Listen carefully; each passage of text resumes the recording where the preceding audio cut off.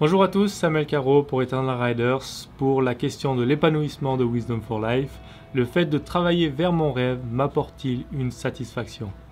Il y a toujours un énorme fossé entre la naissance d'un rêve et la réalisation de ce dernier.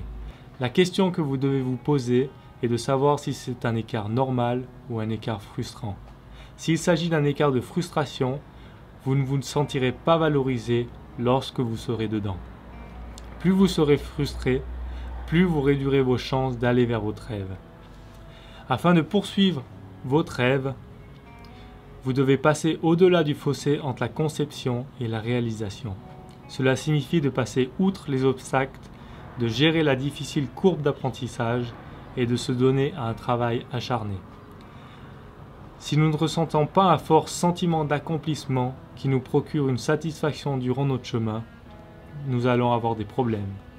Les personnes épanouies comprennent la différence entre ce qui est idéal et réel. Alors qu'est-ce que ça veut dire? Idéal, ça veut dire ce qui arriverait si tout était parfait. Et la réalité, c'est ce qui va se passer parce que tout n'est pas parfait. Les personnes épanouies comprennent que la taille de leurs rêves détermine la taille du fossé. Les personnes épanouies savent gérer les mésaventures durant une journée.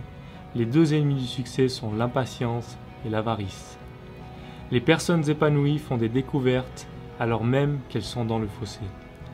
Et les personnes épanouies savent qu'ils sont sous l'influence de la loi de la balance naturelle, c'est-à-dire la vie peut être bonne mais aussi cruelle à la fois. Alors Nelson Mandela nous a dit une chose super intéressante un jour. Il nous a dit que j'ai découvert ce secret après avoir gravi une montagne. On trouve beaucoup d'autres montagnes à gravir. J'ai pris un moment pour me reposer,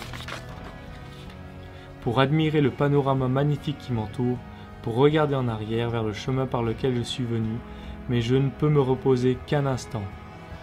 Car avec la liberté viennent les responsabilités et je n'ose pas m'y attarder car ma longue marche n'est pas encore terminée. Le vrai épanouissement, il vient réellement de Dieu, parce que c'est Dieu qui met un rêve et des choses réelles au fond de votre cœur. C'était la question de l'épanouissement de ce Wisdom for Life. Je vous donne rendez-vous la semaine prochaine pour la prochaine question. À bientôt!